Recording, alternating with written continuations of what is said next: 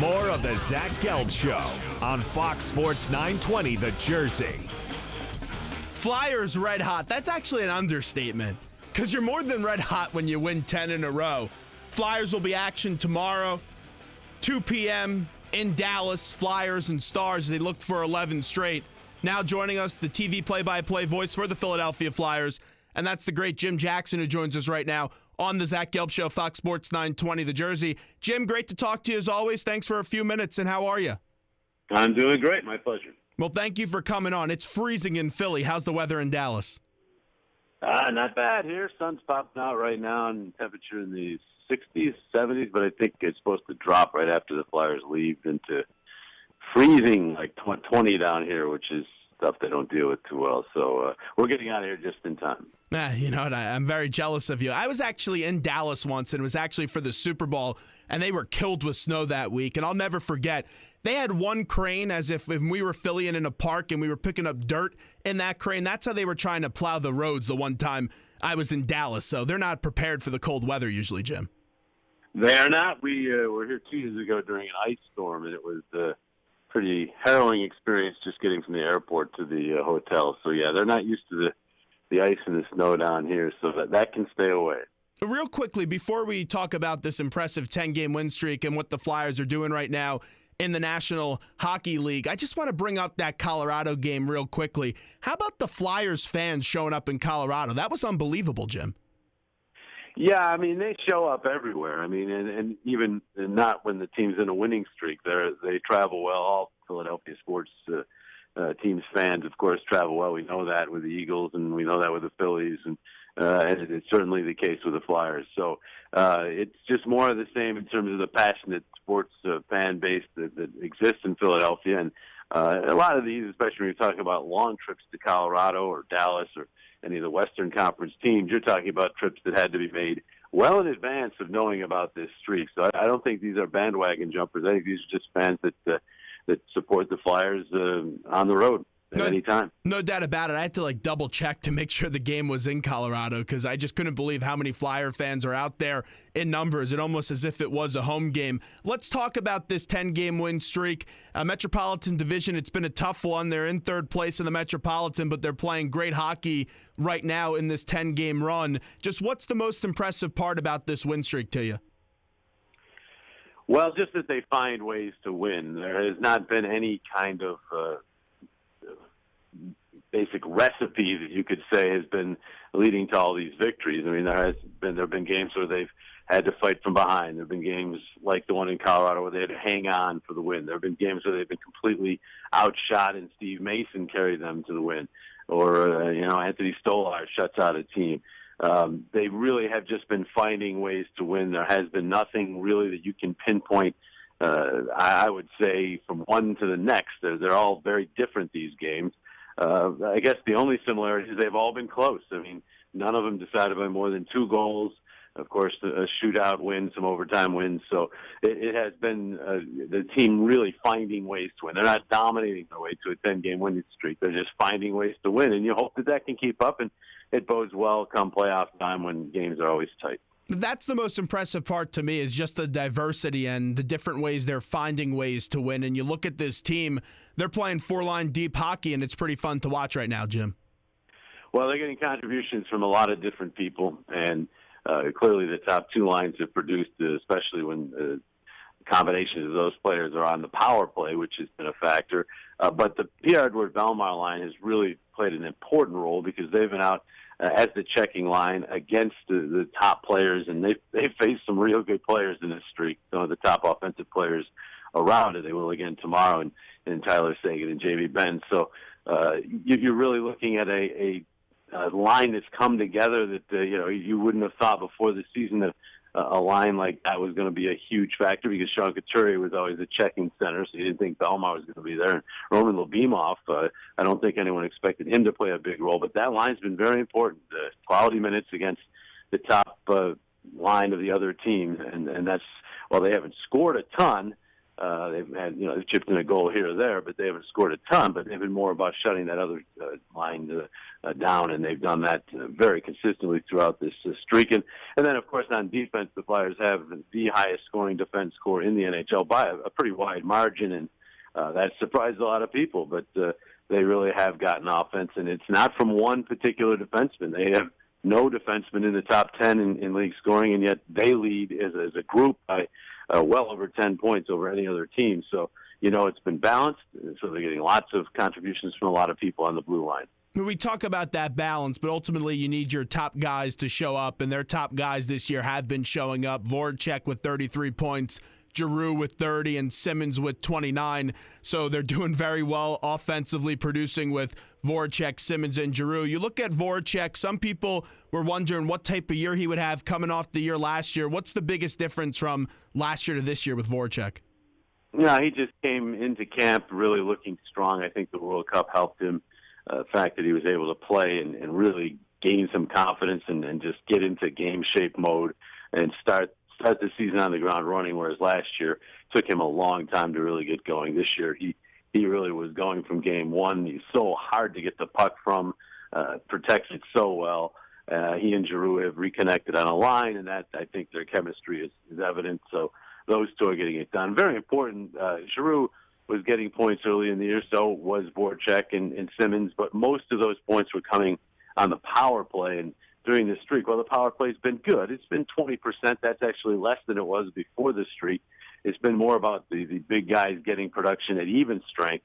And Claude Giroux is, plus 11, plus 10 during the streak, and he had been seriously minus before. So they're getting things done at even strength, and that is huge for this club because they were so reliant on the power play early in the year. You knew eventually the power play is going to dry up, at least for some segment of the schedule, and what were they going to do for offense, and they found plenty of even strength offense here in these last 10 games. Jim Jackson with us right now on the Zach Gelb Show, Fox Sports 920 The Jersey. Schenn has been sensational in the last few games. Just what are you seeing out of Schenn right now? Well, he likes playing center. He feels as though he gets his legs moving better at center, and clearly that has been the case. He's looked a lot quicker, I think, to me, in these last 4 or 5 games where he's been in the middle. And he's a good power play performer. The hat trick against Dallas came all on the power play, and he's a guy who can get those goals.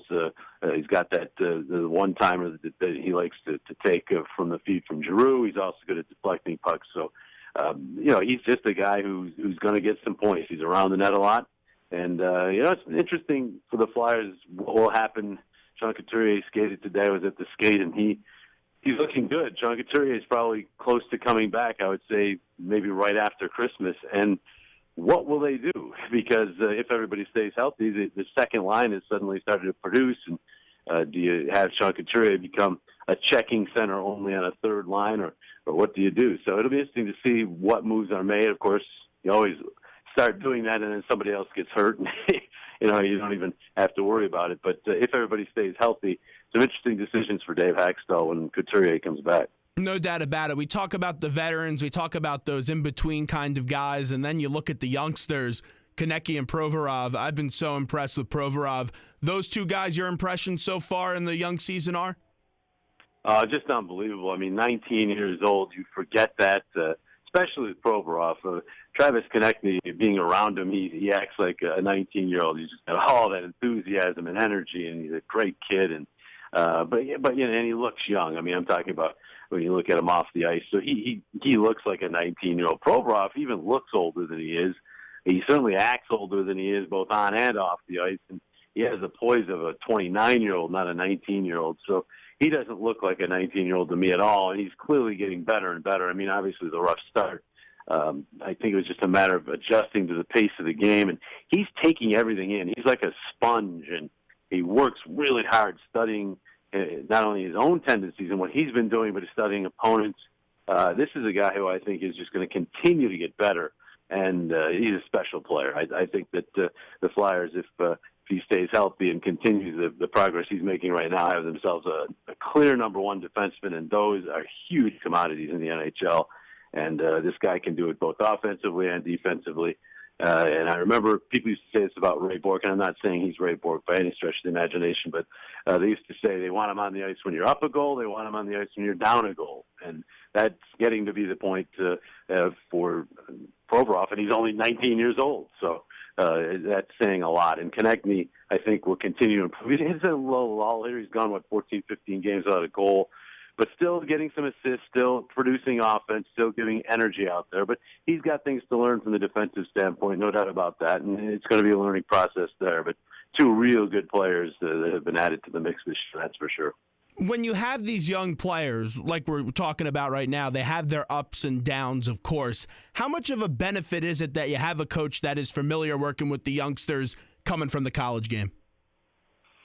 I think that probably plays into it. I mean, he's dealt with the kids that age his entire coaching career up until last year, so he knows how to do that. But really, in watching Dave Haxtell, I think he knows how to handle veterans, rookies. He's just a good coach. He's a guy who works very hard. He is always studying things, and he's just a good coach. He just has a good idea what's going on. I think he's even better than he was last year. I think in-game adjustments, and Keith Jones and Bill Clement will tell me, and Chris Terry will tell me about this.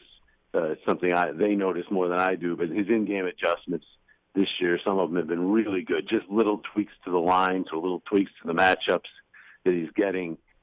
He just seems to be improving in that area more and more. So he's just a good coach. So I think he knows how to deal with the 19-year-olds for sure, but I think he knows how to deal with the older guys too. He's just a guy who has a real good hand on his pulse of his team. I like the hire, and I like the direction the Flyers are moving in with Haxtell and Hextall. I think they're just two brilliant people, and they're the perfect combination here for the Flyers. When they got Haxtall, though, they asked that question, well, how does he make the transition from the college game to the pros game? Are you surprised how easy he's made that transition seem?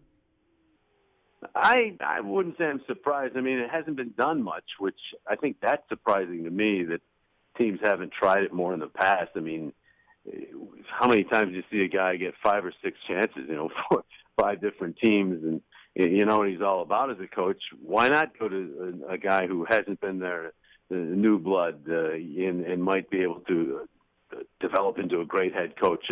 I'm surprised that we've only seen 3 or 4 of them really over the last 2 or 3 decades. So I do think that it probably bodes well for other college coaches entering the fraternity. But it's tough because, it is good old boys to some degree. These GMs have dealt with the guys along the way, and they're more comfortable with them, and they haven't dealt with the college coaches.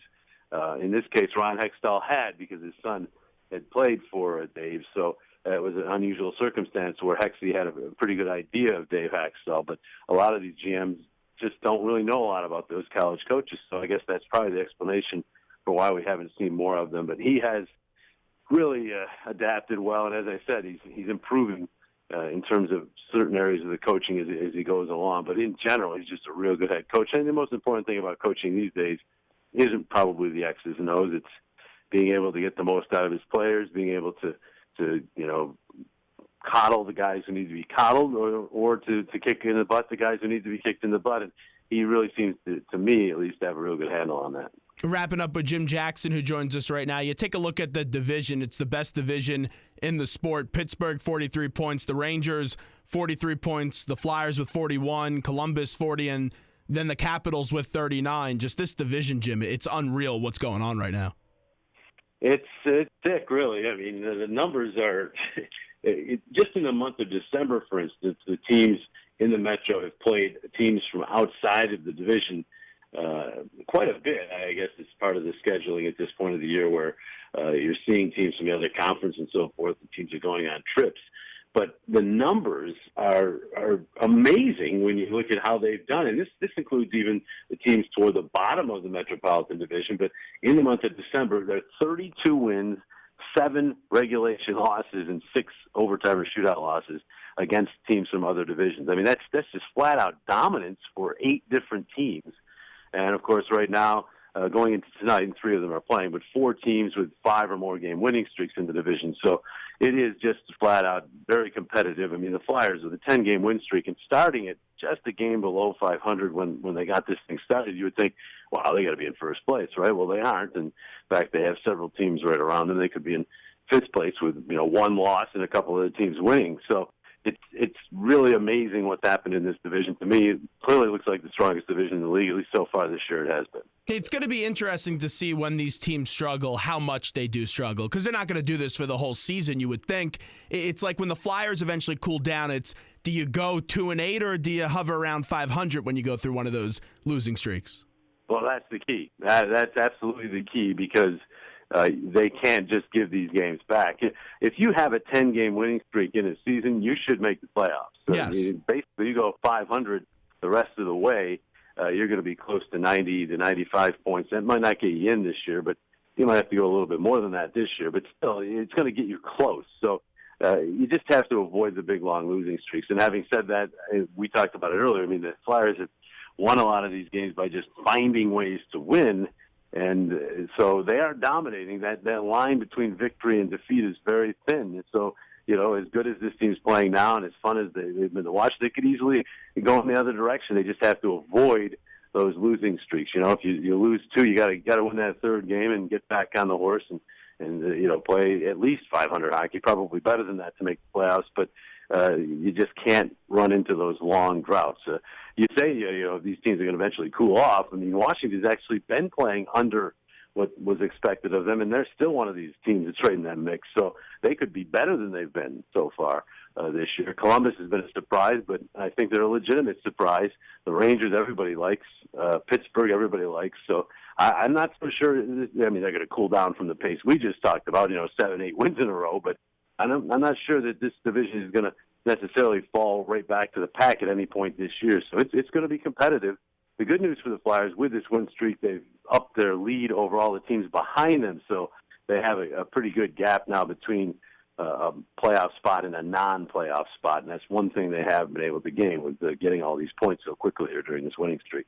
Jim, before we let you run, just taking a look at the goalie situation. Mason, I was a little bit concerned how he would play this year just with the way last year ended, and in this win streak, he's been a big part of it. You saw the youngster Stolars as well, and then you see a Michael Neuwirth who is injured right now. When Neuwirth comes back, what is his role on this team?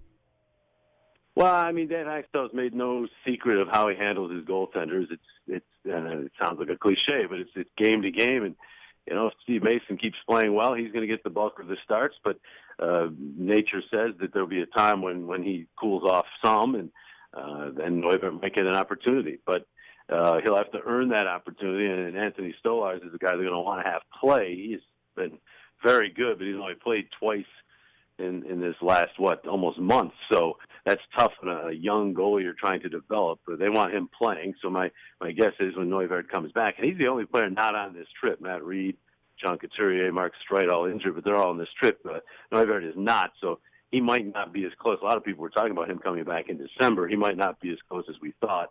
But when he does come back, I would assume that Stolars does go back down to Lehigh Valley and plays every day or close to it, and the two veteran guys will handle it up here. But, what they say about he who assumes. Anthony Stolars has certainly not done anything to deserve being sent down, but they do want him playing. Before we let you run, because you also do the Phillies and you do a brilliant job with them as well, just like you do for the Flyers. Double Herrera was announced yesterday, and they made it formal today, got that 5-year extension. Were you surprised by that at all? Because there were some trade rumors about a Double Herrera. I was surprised, but not in a negative way. I mean, I do know that when you look at Odubel, and baseball is a tough sport for a passionate fan base like Philadelphia, and passionate fans, because you look at every game like it's do or die, but you have to look big picture in baseball more than any other sport. And when Odubel's struggling, he really doesn't look good. I mean, he had a little patch during the course of his last season where he just couldn't hit anything. He just was really struggling. But if you look at his body of work since he was a Philly, it's 2 years, his numbers, and if you believe in WAR, and I'm not necessarily a WAR believer because I think it puts too much credence on defense, and I think the defensive metrics are a lot more difficult to measure than let's say the offensive metrics. But his WAR numbers are very impressive he does a lot of things to help your team win. So I was surprised, but in a positive way. I think it's a good signing. I think they need to start building the foundation pieces for this, and basically what these last couple of years and certainly this coming season are all about are finding out which players they move forward with, and they have come to the agreement that Odubel is one of those guys. Although I will point out there, according to the reports I've read at least, there is not a no-trade clause in the contract. So if that's the case, he could still be moved as well. But a 5-year deal at that kind of money indicates they believe in him and they want to move forward with him. Jim, appreciate the time. Enjoy the barbecue and have a good call tomorrow. Barbecue already done. Thanks. Take care. There's Jim Jackson joining us on the Zach Gelb Show, Fox Sports 920 The Jersey. That division's just unreal. 43 for Pittsburgh and the Rangers, 41 for the Flyers, 40 points for Columbus, and then 39 for Washington. And really, that division's going to be decided on when these teams cool down. And like I said to Jim, if you have a team that goes 2-8, or do you have a team that could hover around 500, maybe go 4-6? It will definitely be interesting. Zach Gelb Show, Fox Sports 920 The Jersey. What we'll do right now is we're going to take a quick break. When we get back, I'm going to give you a little bit of reaction to this walkie-talkie gate and all that. The Steelers with their Deflategate 2.0 and what Mike Herrera said. And we'll do a little bit. What's going on in the league office? What do you think the real reaction is by the commissioner and Roger Goodell? And we also have the home stretch coming up next on the Zach Gelb Show. Time right now in the Princeton Orthopedic Associates Studios, 5:36.